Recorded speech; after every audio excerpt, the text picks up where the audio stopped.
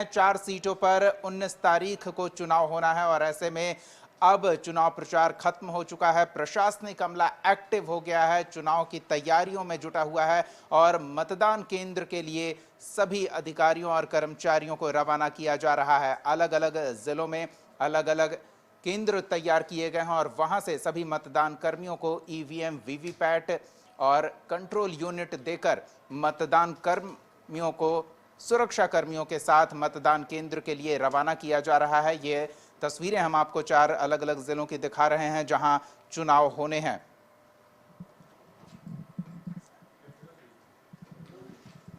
चुनाव की तैयारी पूरी हो गई है। प्रशासनिक अमला लोगों से निर्भीक होकर निष्पक्ष मतदान की प्रक्रिया में शामिल होने की अपील करता दिख रहा है और अब करीब करीब 12 घंटे और हैं, जिसके बाद मतदान केंद्र पर मतदाताओं की भीड़ उमड़ने लगेगी। संपादक अशोक मिश्रा हमारे साथ जुड़ रहे हैं। अशोक जी, कल मतदाता अपना फैसला बताना शुरू करेंगे। अब तक की जो चुप्पी है प्रत्याशियों की नींद उड़ा रही होगी। बिल्कुल, देखिए, प्रत्याशियों के लिए ये कयामत की रात है और जो उन्होंने मेहनत की है उस मेहनत का प्रतिफल उन्हें कल मिलने वाला है। यानी कि कल सुबह 7 बजे से शाम 5 बजे तक मतदान का समय रखा है निर्वाचन आयोग ने और उसमें मतदाता अपने मतों का प्रयोग करेंगे, यानी कि ईवीएम मशीन पर बटन दबाएंगे और उसी में प्रत्याशियों के भाग्य का फैसला होगा। यानी कि ईवीएम में प्रत्याशियों का भाग्य बंद हो जाएगा। सबसे बड़ी बात है कि लोकतंत्र का महापर्व है ये और समूचे देश में 102 सीटों पर पहले फेज में चुनाव हो रहा है।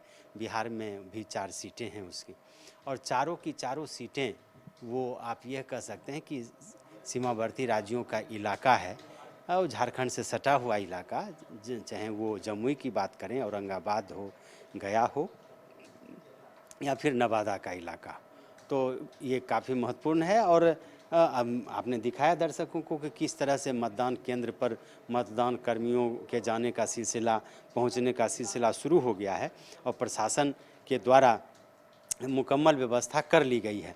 लेकिन सबसे बड़ी व्यवस्था कल राजनीतिक दलों के कार्यकर्ताओं और नेताओं के द्वारा होगी और वो है कि मतदान केंद्र तक मतदाताओं को पहुंचाना। और यही वजह है कि आज भर रात जो उम्मीदवार हैं वो सोएंगे नहीं, उनके समर्थक सोएंगे नहीं और उनकी कोशिश होगी कि रात में भी मतदाताओं से संपर्क हो और ख़ास करके जो उनके वोटर हैं वो वोटर किस तरह से मतदान केंद्रों पर पहुंचेंगे उसकी रणनीति बनेगी। कल का चुनाव ही ये बता देगा कि चुनाव आयोग ने जो व्यवस्था की है वो व्यवस्था कैसी है, क्योंकि निर्वाचन आयोग ने दावा किया है कि इस बार की व्यवस्था अन्य जगहों से, मतलब अन्य चुनाव से भिन्न है। कहा जा रहा है कि आप विदेश में भी हैं तो आप मतदान कर सकते हैं। सबसे बड़ी बात है कि अगर आप मतदाता नहीं भी बन पाए कुछ दिन पहले तक, लेकिन निर्वाचन आयोग ने ये व्यवस्था की कि आप जितनी जल्दी हो अपना कार्ड लेकर के जाइए और आईडी लेकर के जाइए और मतदाता बन जाइए। विकलांगों के लिए, बुजुर्गों के लिए अलग से व्यवस्था की गई ताकि उनके वोट भी पड़ सकें। स्पेशल मतदान केंद्र बनाए गए हैं जहां इस गर्मी में पानी की व्यवस्था, पंखे की व्यवस्था, बैठने की व्यवस्था की गई है। मतदाताओं को रिझाने के लिए चुनाव आयोग ने कोई कसर नहीं छोड़ी है। बड़े बड़े विज्ञापन दिए गए हैं, बड़ी बड़ी बैठकें की गई हैं, लोगों को ब्रांड एम्बेसडर बनाया गया है। आपने देखा होगा कि बिहार में ही मैथिली ठाकुर ने जगह जगह जा कर के गीत गाई है और लोगों से मतदान करने की अपील की है। निर्वाचन आयोग भी कहता है कि पहले मतदान फिर जलपान, राजनीतिक दल के नेता भी कहते हैं। लेकिन सबसे बड़ी बात है कि ये जो चारों लोकसभा क्षेत्र है ये कहीं ना कहीं प्रशासन के लिए टफ रहा है, चुनौतीपूर्ण रहा है। नक्सलवादी आंदोलन का ये प्रमुख केंद्र रहा है और सबसे बड़ी बात है कि इसके अगल बगल के जो इलाके हैं वो पहाड़ से, नदियों से जुड़े हुए हैं, तो और वहाँ जो मतदाता हैं वो मतदाता भी दूर दूर में, अगर जमुई की बात कीजिए आप, तो बिहार का जो पहाड़ी इलाका है या जंगल का इलाका है वो जमुई लोकसभा में ही सबसे ज़्यादा पड़ता है।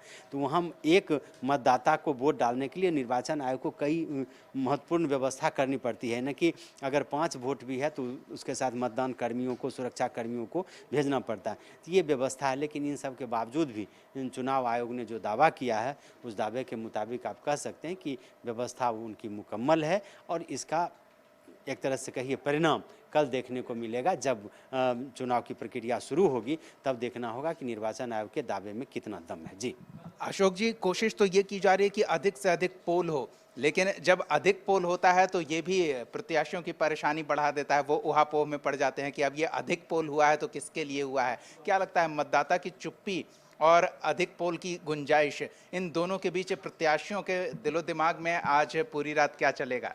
देखिए, मौसम की जो मार है ना, मौसम का जो कहर है वो प्रत्याशियों पर भले भारी ना पड़े लेकिन मतदाताओं पर भारी पड़ेगा। इसलिए कि इतनी गर्मी है और वह जो इलाका है चारों लोकसभा क्षेत्र का, वो काफ़ी गर्मी का क्षेत्र है, सबसे गर्म वो इलाका है। तो ऐसी परिस्थिति में क्या मतदाता घर से बाहर निकल पाते हैं? क्योंकि जो चुनाव अभियान राजनीतिक दलों ने चलाया उसमें कहीं भी मतदाताओं की हिस्सेदारी बेहतर नहीं रही, मतदाताओं में उत्सुकता नहीं रही, उत्साह नहीं रहा। चुनाव प्रचार भी जो हुआ राजनीतिक दलों के द्वारा एक औपचारिकता ही पूरी की, न कहीं झंडे, न कहीं बैनर, न पोस्टर देखे।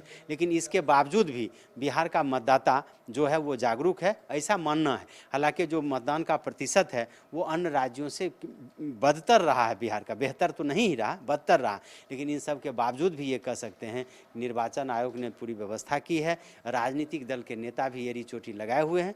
देखना है कल कि कल की सुबह में जो शुरुआत होती है, चूँकि सुबह में ही पता चलेगा कि मतदान का रुझान क्या रहेगा, और कल सुबह से ही मतदाताओं के रुझान के बारे में जब पता चलेगा तो जो आप कह रहे हैं कि अगर अधिक मतदान हुए तो उसका क्या असर हुआ, कम मतदान हुआ तो फिर उसका क्या असर पड़ेगा, इन सब की जो समीक्षा कल ही होगी और इस पर सब लोगों की नज़र है। हम भी अपने चैनल के माध्यम से मतदाताओं से आग्रह करते हैं कि आप सबसे पहले, लोकतंत्र का ये महापर्व है, आप सबसे पहले मतदान कीजिए, फिर जलपान कीजिए और लोकतंत्र के इस महापर्व में भागीदार बनिए। जी बहुत बहुत धन्यवाद अशोक जी। बिल्कुल, कशिश न्यूज़ ये सभी दर्शकों से अपील करता है कि अगर आपके इलाके में मतदान होना है तो अपनी उंगली पर निशान जरूर लगाएं।